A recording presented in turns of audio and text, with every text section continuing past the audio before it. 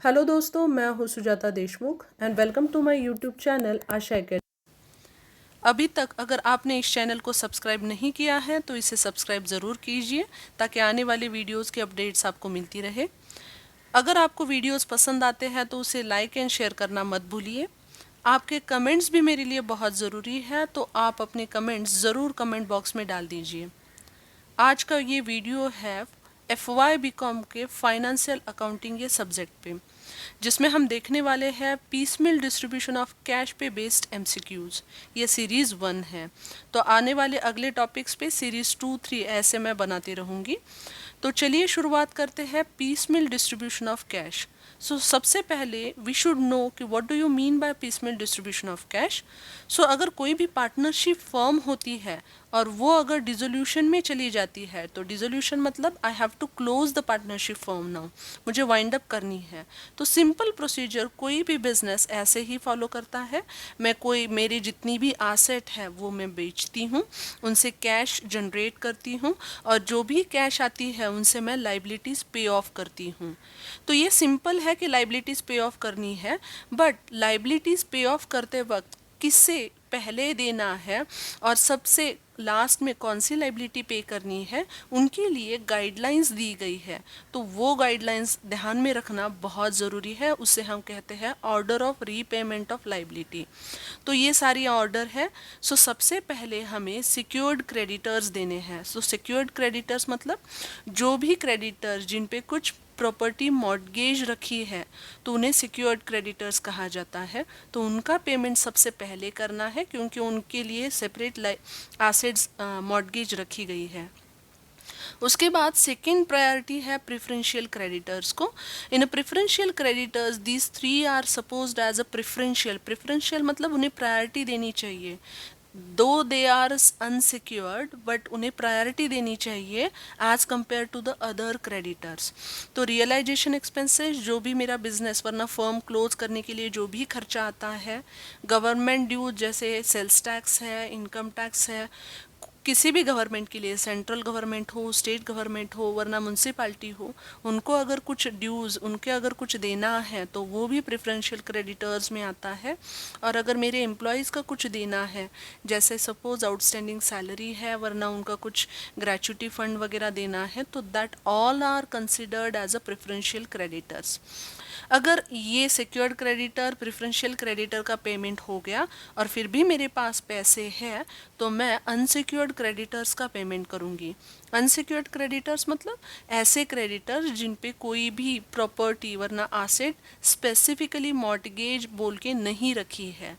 तो unsecured creditors के payment के बाद पार्टनर्स का अगर कुछ लोन है अदर दैन द कैपिटल, मतलब ABC आर द मेरे पार्टनर्स है और उनका कैपिटल छोड़ के ए ने मुझे कुछ लोन दिया है, तो that I have to pay after the unsecured creditors and at the very last I am able to make the payment if cash is there, I am able to make the payment of partners capital. तो ये सारा payment मुझे, वरना ये order of repayment मुझे ध्यान में रखनी है। तो ये एक ब्रीफ इंफॉर्मेशन है about the topic, you know very well whole the topic. अभी जो भी मैं वीडियोस वरना जो भी मैं क्वेश्चन दे दूँगी वो सारे एंगल से मैंने दिए हैं, तो उसे ध्यान से पढ़िए, ये वीडियोस आखिरी तक ज़रूर देखिए। तो चलिए स्टार्ट करते हैं हमारे MCQs को। सबसे फर्स्ट क्वेश्चन है, dash means generating cash by realising assets and paying off liabilities from that. मतलब ऐसी कौन सी प्रोसीजर है जिससे हम एसेट बेच के कैश जनरेट करते हैं और लाइबिलिटीज पे करते हैं। तो अभी हमने देखा है, उसे हम कहते हैं डिसोल्यूशन ऑफ अ फर्म। तो यहाँ पे डी ऑप्शन मेरा करेक्ट है। Second question, winding up of partnership business is termed as. तो पार्टनरशिप फर्म वरना पार्टनरशिप बिजनेस जो क्लोज होता है, जो वाइंड होता है, उसे भी हम डिसोल्यूशन ऑफ फर्म कहते हैं। तो यहाँ पे ये सी ऑप्शन मेरा करेक्ट है। Third one, in dissolution of a firm assets are realised. तो ऑप्शन देख लो, फास्ट, ग्रेजुअली, इमीडिएटली वरना क्विकली। तो हम ग्रेजुअली एक एसेट आज बेचते हैं तो कुछ एसेट कब जैसे जैसे उनको डिमांड है वरना जैसे जैसे उनको कस्टमर आते हैं वैसे ये gradually we sell the assets. तो यहाँ पे B option is correct one. Next question, on dissolution of a partnership firm, dash is the process of realizing the assets in pieces repayment of liabilities and partners capital balances in pieces. So ऐसी कौन सी procedure है जिसमें हम liabilities वरना assets pieces में, मतलब आज थोड़ी एसेट, कल थोड़ी एसेट, वरना कुछ टाइम बाद थोड़ी एसेट बेचते हैं, और जैसे जैसे कैश आती है वैसे वैसे हम लाइबिलिटीज एंड पार्टनर्स का कैपिटल पे करते हैं, तो उसे हम कहते हैं पीसमेल डिस्ट्रीब्यूशन ऑफ कैश। तो यहाँ पे ए ऑप्शन मेरा करेक्ट है। Next, maximum loss method and dash are the two methods of piecemeal distribution of cash। तो जैसे कि हमें पता है maximum loss method and surplus capital method are the two methods of piecemeal distribution of cash। तो maximum loss method हमारे topic में वरना चैप्टर में नहीं है, surplus capital method में पे बेस्ड हम प्रॉब्लम भी देख चुके हैं। नेक्स्ट है surplus capital method of piecemeal distribution is also known as, यहाँ पे मैंने एक्स्ट्रा ऑप्शन दिया है ताकि सारे नाम उसके आ जाए। सो एक्सेस कैपिटल मेथड भी हम कहते हैं उसे highest relative method, quotient method, वरना प्रोपोर्शनेट कैपिटल, ये सारे नाम सरप्लस कैपिटल मेथड के ही है। तो यहाँ पे ई ऑप्शन मेरा करेक्ट है। Next one, the expenses paid for sale of assets and payment of liabilities in case of dissolution of firm is termed as। तो कोई भी एसेट बेचने के लिए वरना अगर लाइबिलिटीज पे करने के लिए मैं कोई भी छोटे मोटे खर्चे अगर करती हूँ तो that is termed as the realisation expenses और डिसोल्यूशन एक्सपेंसेस। सो यहाँ पे ए ऑप्शन मेरा करेक्ट है। Next one, at the time of dissolution of partnership firm accumulated profits or losses is transferred to dash account. So हमें पता है कि whatever the accumulated profit is there और accumulated loss, जिसे हम profit अगर general reserve है, वरना P and L liability side पे है, वरना कैपिटल रिजर्व है, वरना एसेट साइड पे अगर पी एंड एल अकाउंट है, तो ये सारा पार्टनर ओनर का रहता है and owner are the partners, तो ये सारा पार्टनर्स कैपिटल अकाउंट को भेजना चाहिए। एक्स्ट्रा में थोड़ा सा बताती हूँ, अगर प्रॉफिट होता है जिसे हम लाइबिलिटी साइड में लिखते हैं तो वो पार्टनर्स के क्रेडिट साइड पे चला जाता है, और अगर लॉस होता है तो वो पार्टनर्स के डेबिट साइड पे चला जाता है। Next one, dues of outsiders are classified under dash heading. जो बाहर वालों का देना होता है, तो बाहर वाला मतलब कौन, partners are the internal one, so they are the owners one. तो पार्टनर्स छोड़ के जो पेमेंट बाहर वालों को देना होता है that is called as the outsider dues.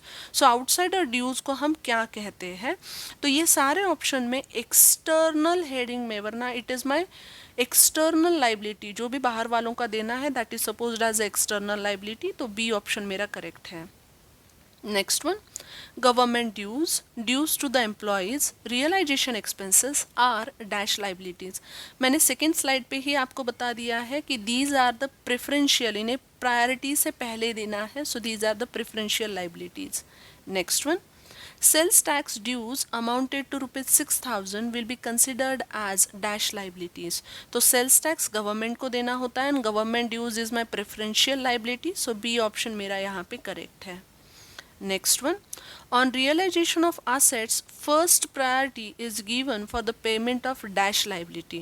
तो हमने order of repayment of liabilities देखा है, तो इन सारे ABCD ऑप्शंस में हम realization expenses सबसे पहले देते हैं as when we consider only these options, so realization expenses is the correct answer here। Under piecemeal distribution dash liability should be paid last. सबसे लास्ट में क्या देते हैं, तो सबसे लास्ट में ओनर्स का कैपिटल दिया जाता है जिसे हम पार्टनर्स कैपिटल कहते हैं। Next question, the capital remained unpaid after distribution of cash in full is called as. So जो कैपिटल पूरी कैश, जितनी भी एसेट बेच के कैश आई है वो पूरी कैश मैंने लाइबिलिटी होल्डर्स को दे दी, फिर भी कुछ अगर लाइबिलिटीज, वरना फिर भी अगर कैपिटल अनपेड रहता है तो उसे हम कहते हैं realisation loss. So C option मेरा करेक्ट है। Next, under surplus capital method the difference between actual and required capital of partners is known as.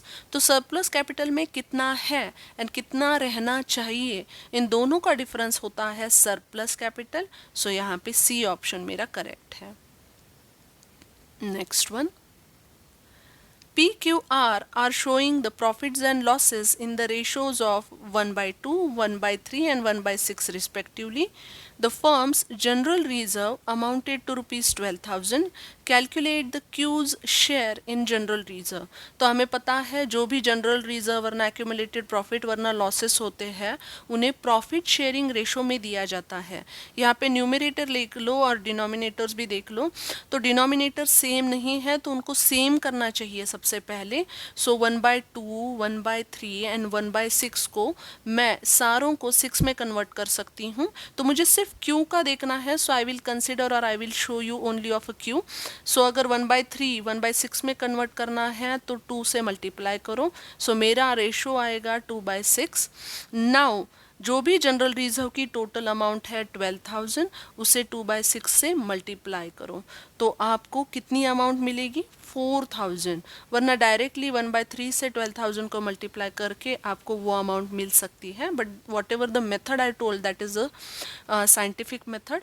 सो यहाँ पे ए ऑप्शन करेक्ट है 4,000। तो दो चीज़ें ध्यान में रखो, पार्टनर्स को जनरल रिजर्व हर बार प्रॉफिट शेयरिंग रेशो में दिया जाता है और जितना जिनका शेयर है उससे ही उतना ही प्रॉफिट का अमाउंट उन्हें मिलता है।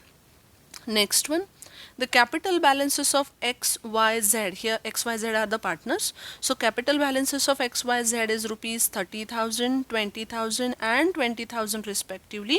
Their profit sharing ratio is 3:2:1. Calculate the unit value of a Z. Again the calculation, unit value का formula क्या है? So unit value मुझे कैसे मिलती है? So whatever is the capital, that capital should be divided by profit sharing ratio. So मैं यहाँ पे कैपिटल है मेरा Z का, मुझे Z का पूछा गया है तो Z का कैपिटल है 20,000.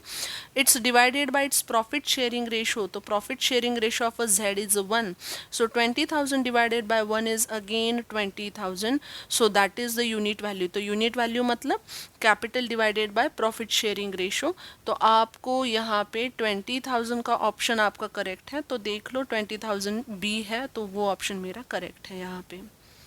Next one, a provision of rupees 3,000 is made for the realization expenses and at the end the actual realization expenses is rupees 2,000. How much amount we should add in the last realization available?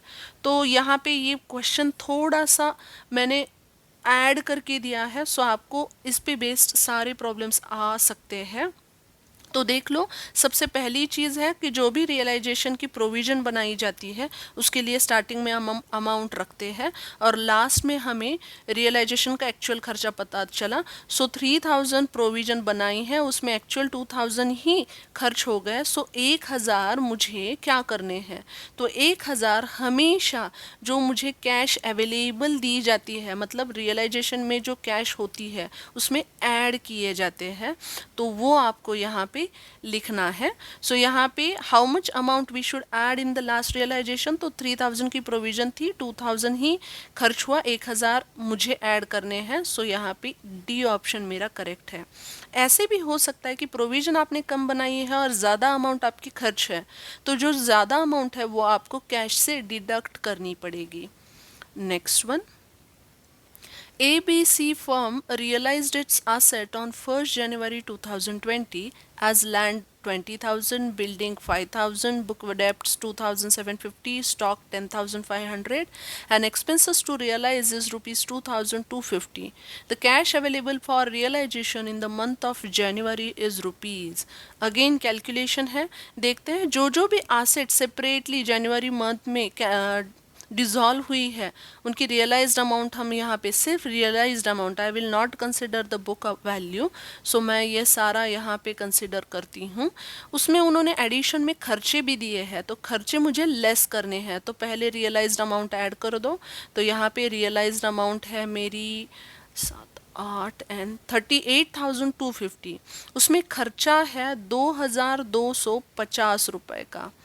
अगर 38,250 में से 2,250 रुपये गए तो automatically 36,000 का balance बचता है। So actual realised amount in the month of January is 36,000। Next one, the creditors and bills payable will be considered as a dash liability. Option देख लो, ये प्रेफरेंशियल नहीं है, ये सिक्योर्ड भी नहीं है, ये अनसिक्योर्ड है, इंटरनल भी नहीं है क्योंकि ये पार्टनर्स को देना नहीं। So this is my unsecured liability or unsecured creditors. These can be called as unsecured creditors. Next, if bank loan is mortgaged on a machinery, bank loan is called as dash liability. So अगर कोई भी liability किसी भी asset पे अगर mortgage है तो उसे हम सिक्योर्ड लाइबिलिटी कहते हैं. तो ए ऑप्शन यहाँ पे करेक्ट है.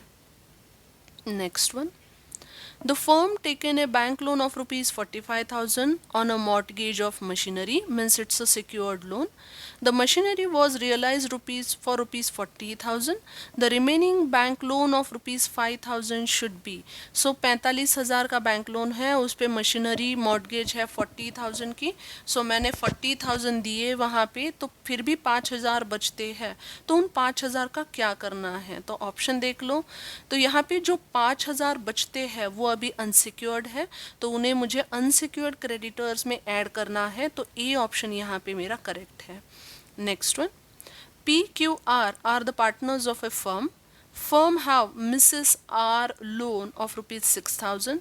So this loan should be considered as. तो ये PQR, though the PQR the partner and R Mrs. R is a spouse of R, फिर भी R is the external person और a third party to my firm.